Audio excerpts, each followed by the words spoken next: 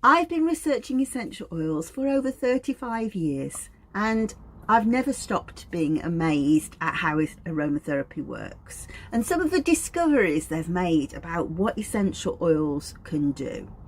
So in this video, I'm going to talk about 5 of my favourite oils and some of the science we know about them. And it may be that I micro-obsess.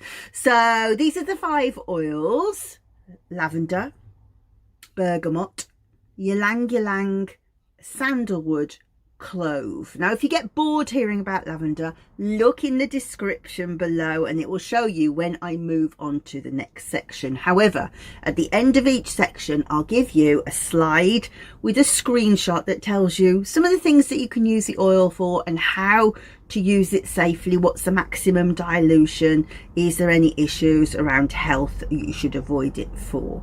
So that's at the end of each section, and the information's taken from this book, which is my book, which you can download for free, the ebook, actually, at any good ebook retailer. And if you want to buy the paperback, use it as a way to scribble down more notes as you learn through the years about aromatherapy. And if you'll stay with me to the end of the video, I'll tell you one of the things that I was taught in a 2019 professional conference about aromatherapy that completely changed the way I approach essential oils. So there was a study done in 2013 about people in the UK, and it was found that aromatherapy was their 3rd most favourite complementary medicine out of 28 tested. And I would feel that most of those people tested came to that conclusion because they had had an experience with lavender. I always say that lavender is aromatherapy's gateway drug, because it's very easily accessible. People will say you should use it for sleep, to get calm, and because it works, then people come back, right? So lavender is extraordinary because it can do so many things on the nervous system. It's relaxing, it's soothing, actually it's antibiotic, antibacterial, analgesic, but we won't get into all of that. We're just going to talk about how it relaxes. So when we inhale an essential oil, and incidentally you can inhale them or you can put them on their skin, but we're talking about inhaling in this section.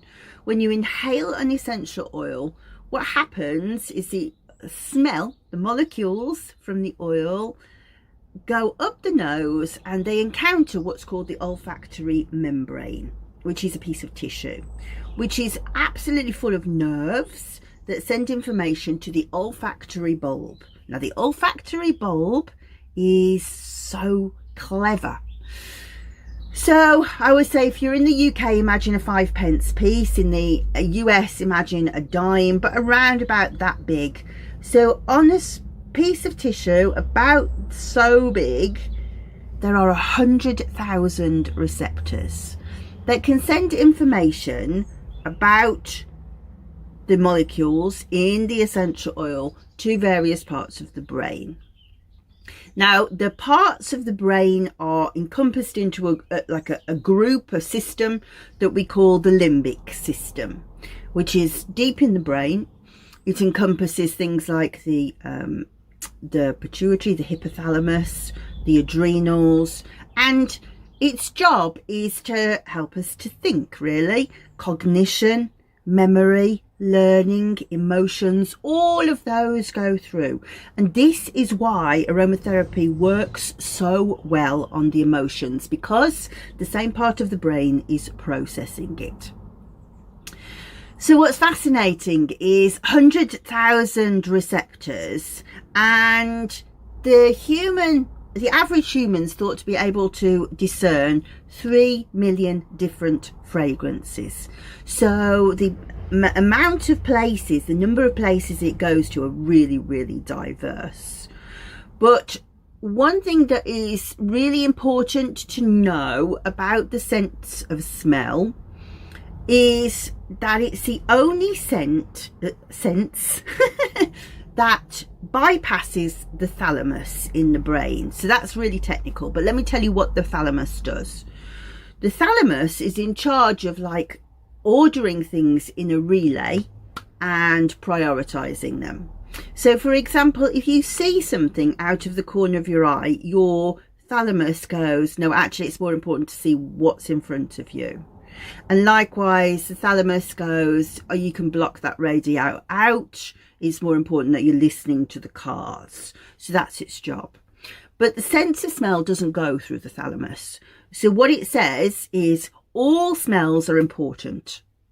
So, and that's true if you think about, oh, I smell smoke, for example, or I smell dinner cooking, because immediately it goes to the limbic system and it switches on.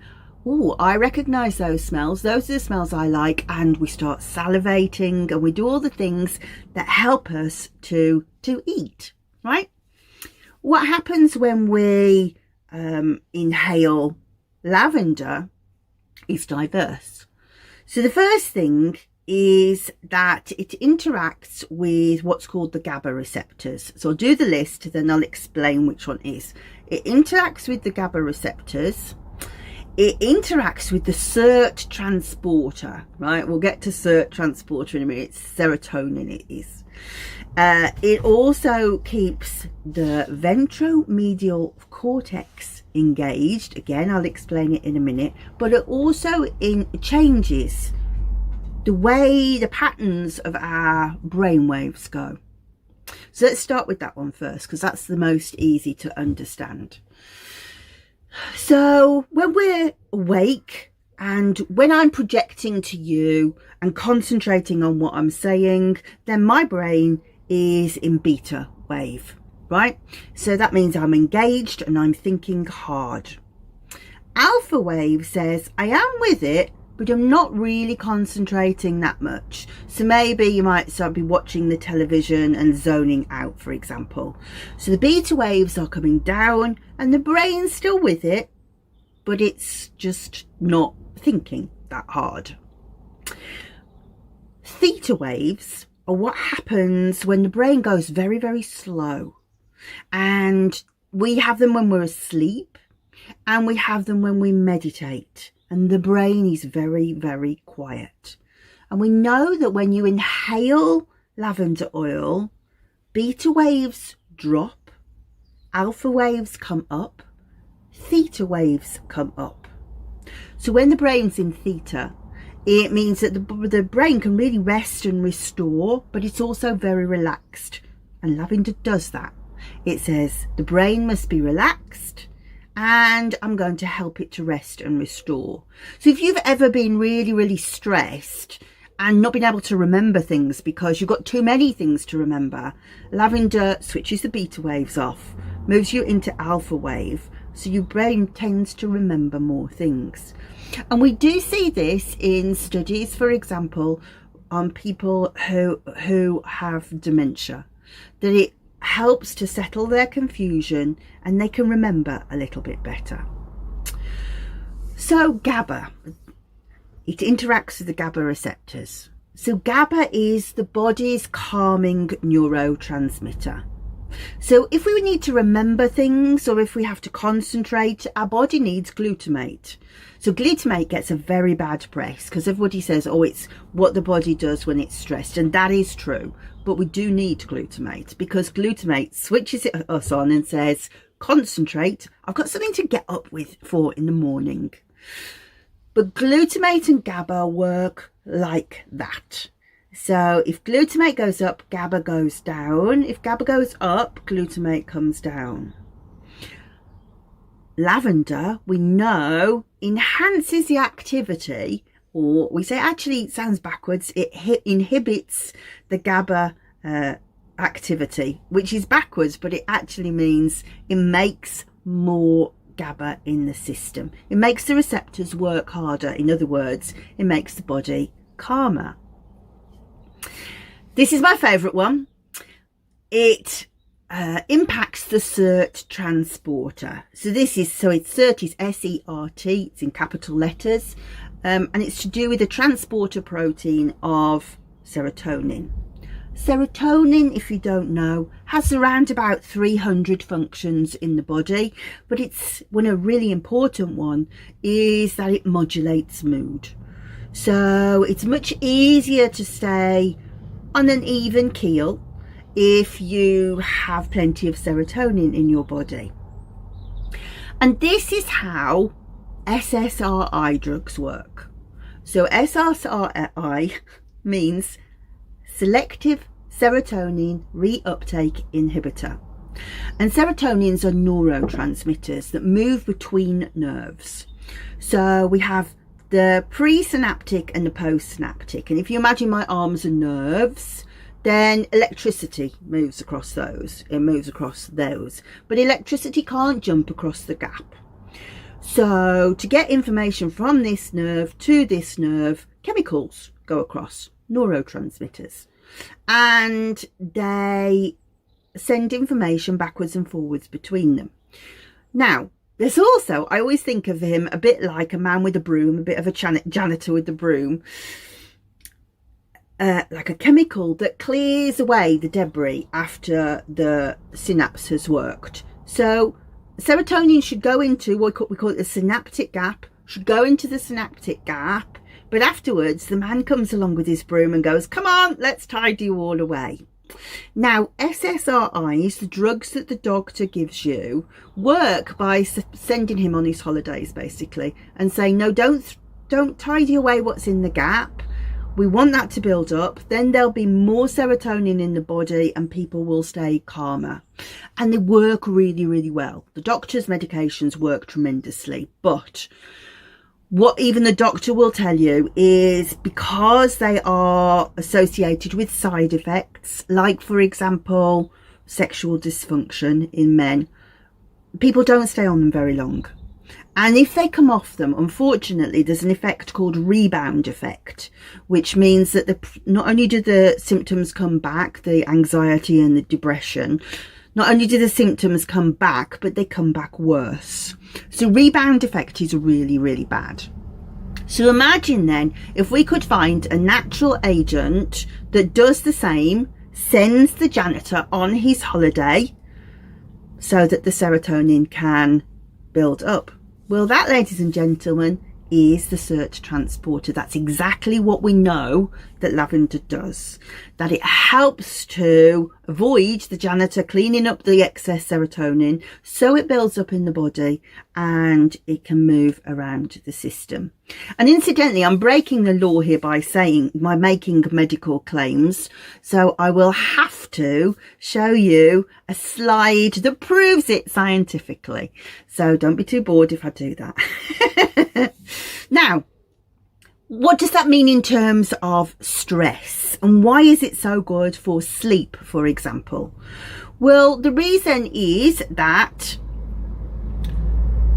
we talked about the limbic system. And I talked about how it had got the glands, the hypothalamus, the pituitary in there. What happens is, we call that the HPA axis, hypothalamus, pituitary, adrenals. And when we see danger or perceive danger or feel danger, our hypothalamus sends messages to our pituitary gland that says you need to send hormones to tell everybody it's time to panic. And the reason we do that is because when the body is in a state of fight and flight, then it works slightly differently. So, for example, our skin needs quite a lot of nutrients to function, and so quite a lot of energy, but the body goes, no, I don't need that. We're going to recruit all of that energy to being in fight and flight. So that's why we get dry skin if we're stressed, for example. And so if the body stays in fight and flight for a long time, a lot of the organs start to work differently. Now, I always talk, when I teach this to professional classes, I talk about when I went to the safari park with my husband, because this really just reminded me of this.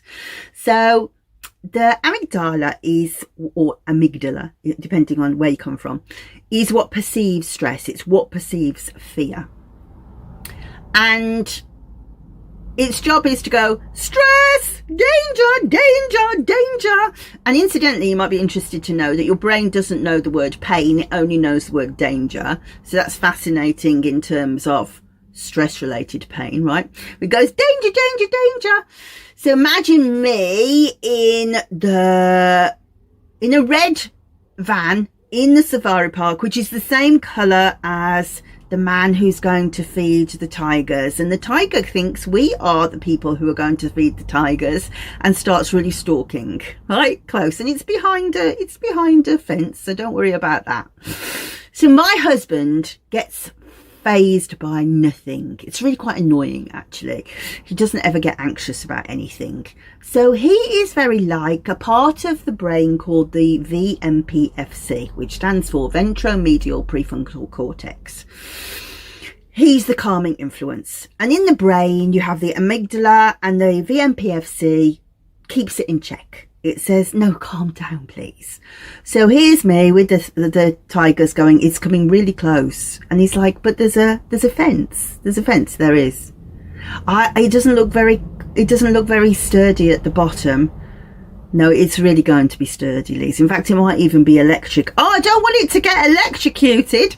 And this goes on and on and on. And he tries to calm me, but after a while, he's like, do you know what? Should we just go and see the monkeys? Because he really can't deal with it anymore. And in the house, we're the same. He's like, I'm just going to go and read the paper. I'm just going to let you get on with it. That's what the VMPFC does in the brain. If we stay in stress function for too long, the VMPFC goes, just get on with it. Now, without that happening, what happens is the body is flooded with cortisol.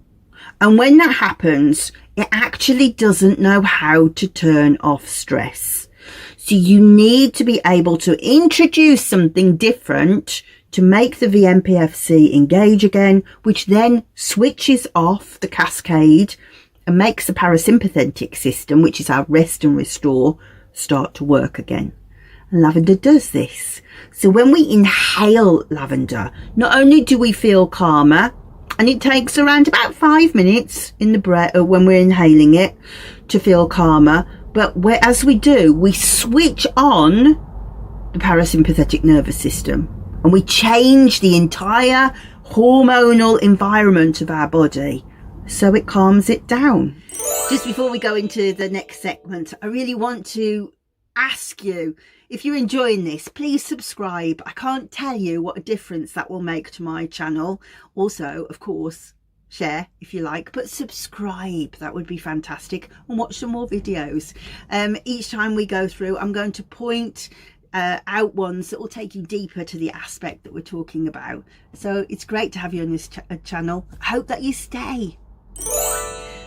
My favourite piece of science is that when we inhale an essential oil, these olfactory receptors, the nerves that are processing information about scent, they actually express GABA.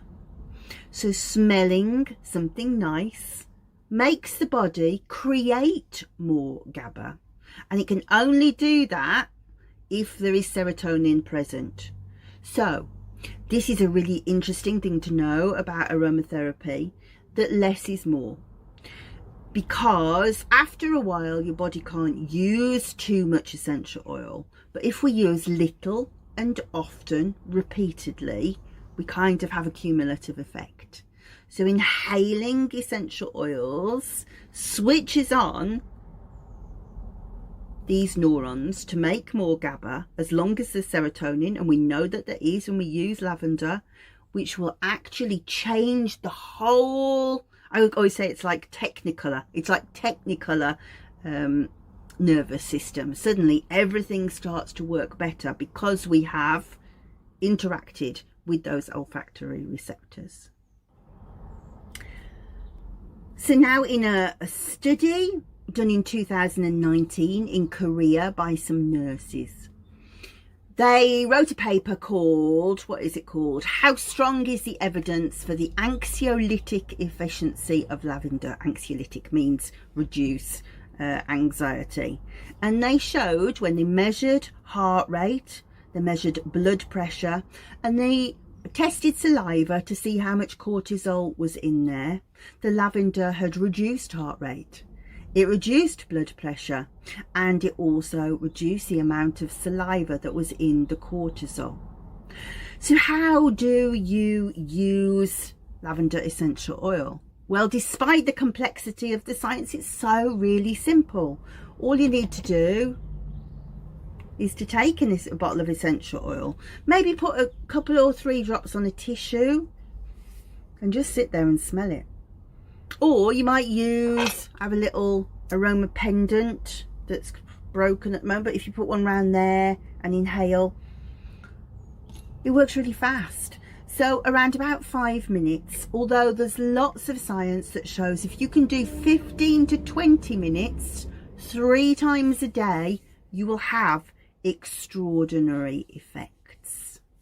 So what about when it's being absorbed into the skin? Well, if you have a look at your arm and you see where you've got little hairs on your arm, then each one of those hairs is connected to a pore, and a pore is a gateway into your skin. Skin, of course, is semi-porous. We know that fluid comes out because we sweat, but in the same way, fluid can go in. Not all fluid, but the molecules of essential oils, when they're broken down, are so tiny that we know that they go in.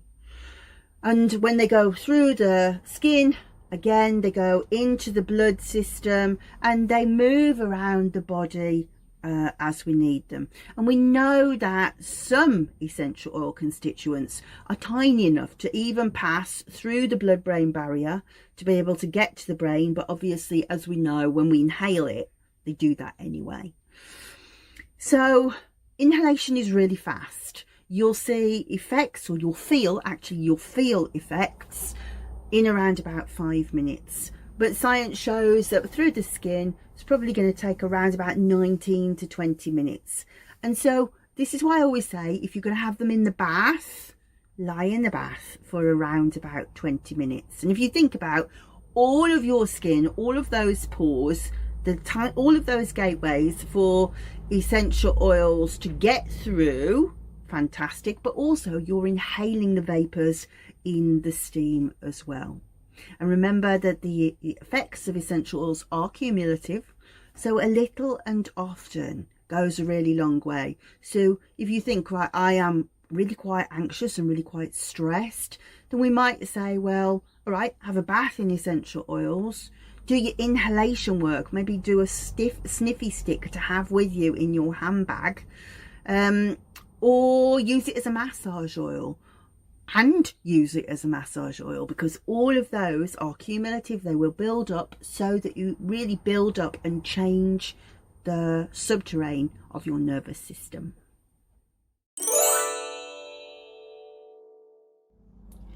Now, I don't personally use a lot of bergamot, but it is probably one of the most important essential oils that we have for depression and for mood. There's loads and loads of research into bergamot, and I guess what jumped out at me was only this week a clinical trial was done with bergamot, actually on mice, but it elucidated a part of our brain that scientists didn't know how it worked, and it was the essential oil that gave the game away. So what they did was they got mice to inhale bergamot, and they were able to trace somehow the different parts of the brain that lit up, and they were able to see that the messages went from one part of the brain to another, and actually recruited GABAergic neurons, so neurons that use GABA, which then sent messages right through the body to calm down. Now, they didn't know the brain did this, and so what they did was they found a way to, don't engage your brain, it's better to actually simulate that without essential oil. So how they made the mice stress, just don't think about it. but they were able to see that the brain, when they're trying to calm the brain down, yes, this is what the brain does, and they didn't know that's how we got calm. So that was discovered using bergamot oil. And bergamot not only makes you calmer, but somehow uplifts the mood a great deal. But one of the reasons why I wanted to talk to you about it is this is probably the oil that gives best argument for the reason why you should always dilute essential oils. So when we're using them topically, we would always want to put them into a carrier oil and dilute them down properly. So maximum dilution for lavender is 3%, but maximum dilution for bergamot essential oil is 0.4%. So basically the best way to do that is to say, I'm getting a tablespoon of oil, I'm just going to put 1 drop in there, and then I'll be easily settled. I will link at the bottom a video for you that really shows you how to calculate dilution. But the reason why we're really keen on it, particularly with citrus oils, is 2 reasons. The reason why it has such a tremendous effect on mood is because there are teeny molecules called monoterpenes, and they're the reason why it gets out the bottle so fast. They're so small, there's no resistance. But monoterpenes oxidize very quickly. In other words, they deteriorate fast. And when they do, they cause irritation to the skin. So when we're working with citrus oils, ideally we want to be replacing our bottle of oil every 6 months to a year, because around about that time it will start to deteriorate, and then we see skin sensitivity. I personally have a subscription with an essential oil company that it just automatically sends me new ones every 6 months. So I have mandarin 1 month, lemon 1 month, or a sweet orange 1 month, and these oils are cheap ones, right? They're like rose is sort of a really lot of money, but you can afford to replace citrus oils regularly, and it is really important because they will hurt your skin otherwise. The other concern that we have with bergamot is it's what's called phototoxic. What that means is if you put it on your skin, the sun reacts with it and it can make it sore or burn. And actually, if you grew up in the 1980s, like I did, you might remember there was a sun lotion called Bergasol. And you put Bergasol on, you would go brown really quickly. And it was actually a bergamot molecule that was doing it. And then later they found it was not very safe and it was related to skin cancer. So it was taken off the market. So we want to be very careful of this. So when we're using it for mood, we can inhale it, beautiful and really refreshing, so it just feels like a smile in a bucket. It's liquid sunshine. But when we're using it on the skin, we want to be really careful about the amount that we use. So I'll show you the slide. Ylang then. Why did I pick Ylang? Well, I just think it is one of the most useful oils that you can have. It's it's a very sweet smell. It's quite nauseating, and you wouldn't want to use very much of it for very long. I use it quite a lot because it's very good for blood pressure. The science says that in men, it reduces heart rate, it reduces blood pressure, it reduces stress. And so we can say they can do it on men, but not on women. But that's only because it wasn't tested on women. But it definitely does do all of those things. Really soothing. And it's because of the same constituent that's in lavender. In lavender, we're interested in 2 particularly. One's linalool acetate and linalool. Well, linalool is higher in ylang, And if there were to be a watchword for Ylang Ylang, it would always be balanced. It makes you feel more balanced. It balances your hormones. It balances blood pressure because it's so high in linalool. Also, linalool has antidepressant qualities, and it also has pain relief properties. So how would you use Ylang Ylang? Well, I think if I wanted to work on mood, I would inhale it. If I wanted to work on something like pain or hormonal balance, I would apply it to the skin. It's quite a small maximum dilution. I tend to use 0.7% as maximum because it's so strongly sweet. It's like overpowering to a blend anyway. So how does one calculate 0.7%? Well, I kind of cheat and knock it down to 0.5%. So I go 2 teaspoons of oil, 1 drop of Ylang Ylang is 0.5%. So if you did 1.5 teaspoons, you would get 0.75%. But really easy to use. So perhaps if you took yourself a 10 ml roller bottle of carrier oil and put 1 drop in there, that is about 0.5%, and that's all you're going to need.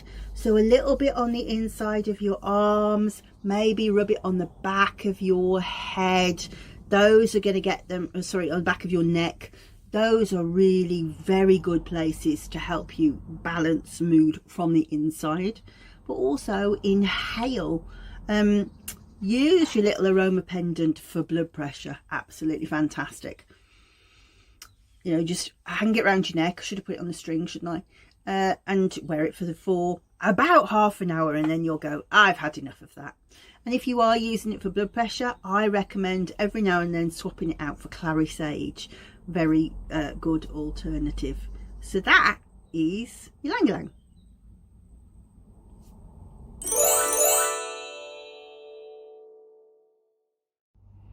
So I wanted to tell you about sandalwood because this is one of my very favourite facts. We've talked a lot about olfactory receptors and how they are in the nose, but actually what's extraordinary is they're on other places too, like, would you believe, the ovaries, the placenta, the testes, and on the skin. And the skin has a specific olfactory receptor that only, as far as we know, responds to one of the chemicals within sandalwood. So as we put sandalwood on our skin, this olfactory receptor that lives on the skin, its job is to say, I'm sending information to say that we've smelt sandalwood, so therefore you must heal the skin. That's what it does. So sandalwood is great to be inhaled for its calming, it's soothing, it's mildly aphrodisiac, it's very good for meditation, but on the skin, it makes the skin heal. Although medicine's control is, I'm not allowed to say it makes the skin heal, but the science says that it definitely does. So maximum dilution is 3%. So you could use quite a lot of it. So in a teaspoon of oil, you can put 3 drops. And you can mix it with other oils if you want to, but that would be the way I would use it.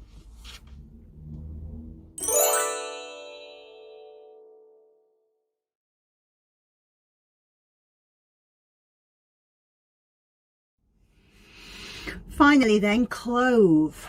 So why did I choose clove? Well, because it has such profound antibiotic and antibacterial, antimicrobial properties. And so this is a really good essential oil to work with if you are worried about infection. So actually there are 2 different clove essential oils. One comes from the clove buds, which is what you will try and put into oranges at Christmas, but also clove leaf. And they are both really high in a tremendously exciting constituent called eugenol. EUGENOL, I think. I spell it wrong every time I do it. So it's really similar in both, about 75% in clove bud, about 77% in clove leaf. So it's whichever you like working with best. So first of all, eugenol is amazing for working with conditions that have pain. So it works in a very different system to any of the others that we've talked about. It works on what's called the COX-2 receptors, and that is what aspirin uses. So any kind of NSAIDs will use this particular channel in the body, and they work on what's called the TRP channels, which we won't go into too much, but basically their job is to sense temperature as well as pressure. So for example, if you touch something hot, they send messages along the nerves to change the way that we process the pain. And clove works on the particular channel that processes heat, and that's why it's warming, you know. So if we have cloves and spices in things at Christmas, they warm us through because they're working on these channels that are on every single cell in the body. So that's fantastic, and it's one of the reasons why we use it for toothache, because it immediately goes to these receptors that calm down pain. But as I said, it's antimicrobial.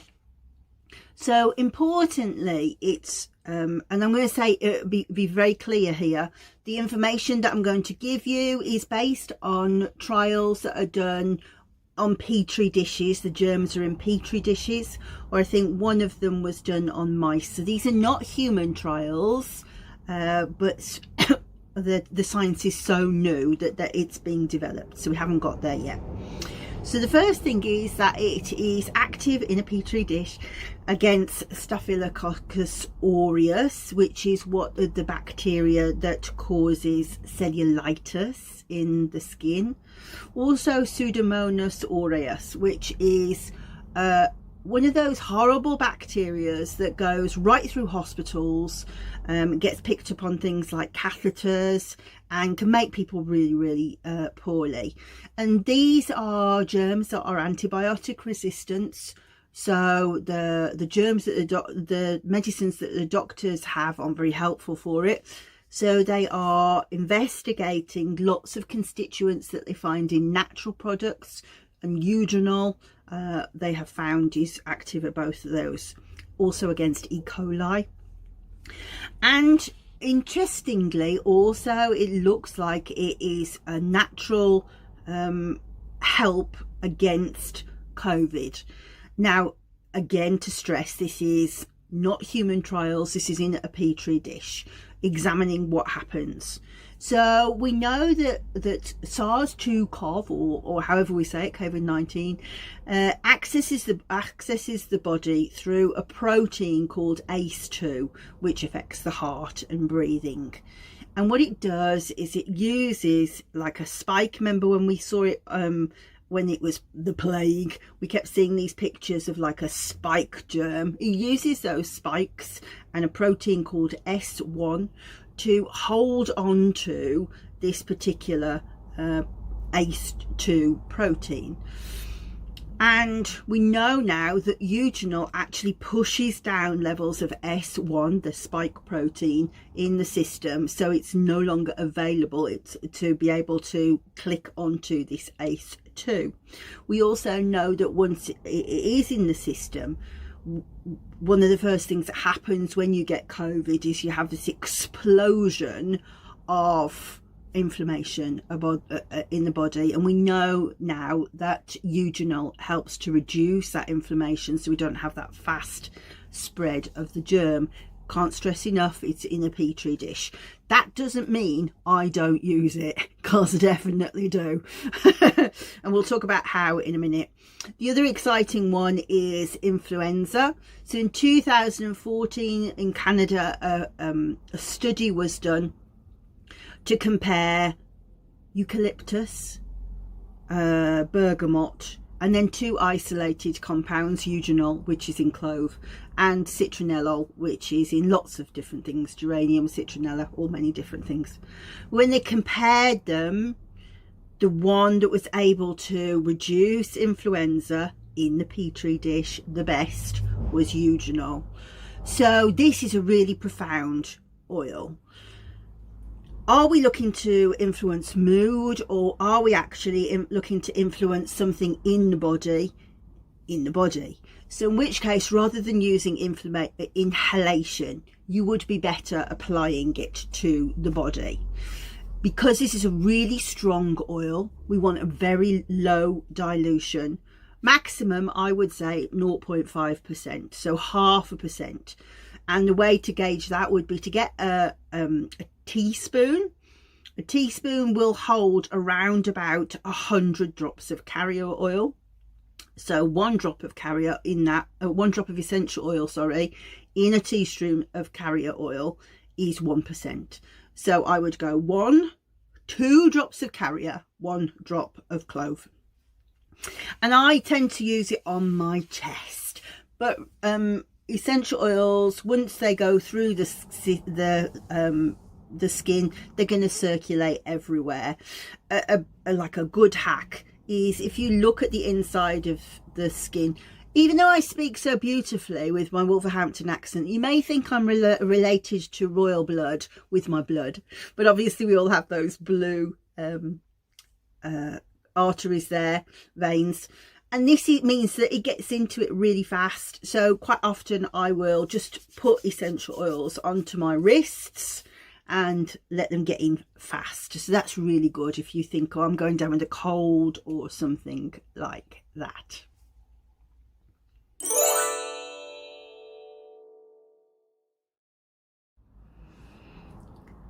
Well, if you've made it this far, thank you for staying to Aroma Geek with me.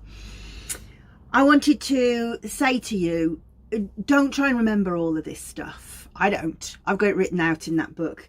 I scribble on the book all the time. Do get the book and write in it. Write all of your notes, because it's tremendous to have something all in one place. And a couple more tips that I wanted to share. Remember that less is more. You don't need loads of essential oils. I have loads of essential oils. I'm an aroma junkie, but you don't need them. What you need to do is to learn how to use a few oils really well. Think about all the different ways that you can use them and get your safety down. Really get to understand the safety of each oil. Everyone that we've talked about here, there's a much deeper dive, and so hopefully you've seen the cards, but I'll put those in the list for you in the description. So if you want to go and learn more about clove, you definitely should. So it would be easy to think that we must have to learn all of this data, and like I say, I don't remember it all. I'm good at being able to hold it onto my mind for about an hour, that's it. But the one tip that I was given when I went to the Drops conference in Budapest back in 2019 was from a lady called Rhiannon Lewis, who's a tremendous aromatherapist. And I will tell you, I was quite nervous of going to her lecture. I was thinking, I hope I understand it. And when we got there, it was really quite simple, but profound to me. It really changed. And what she said was, inhale the oil and go, how does that make me feel? And I was like, whoa, because I'd always handed somebody and go, what do you think of that? How does it make you feel? Because ultimately that is going to be your biggest indicator in terms of mood in particular. How does it make me feel? Does it make me feel happy? Great, that's the one I'm going to work with. Does it make me feel calm? Fantastic, that's what I need. So if you can, really get used to getting your essential oils out. Use your books. Use your books for safety. Buy my books for safety. But also really engage with the essential oil. How does it make me feel? And if you haven't by now, please subscribe. I've got lots more to tell you.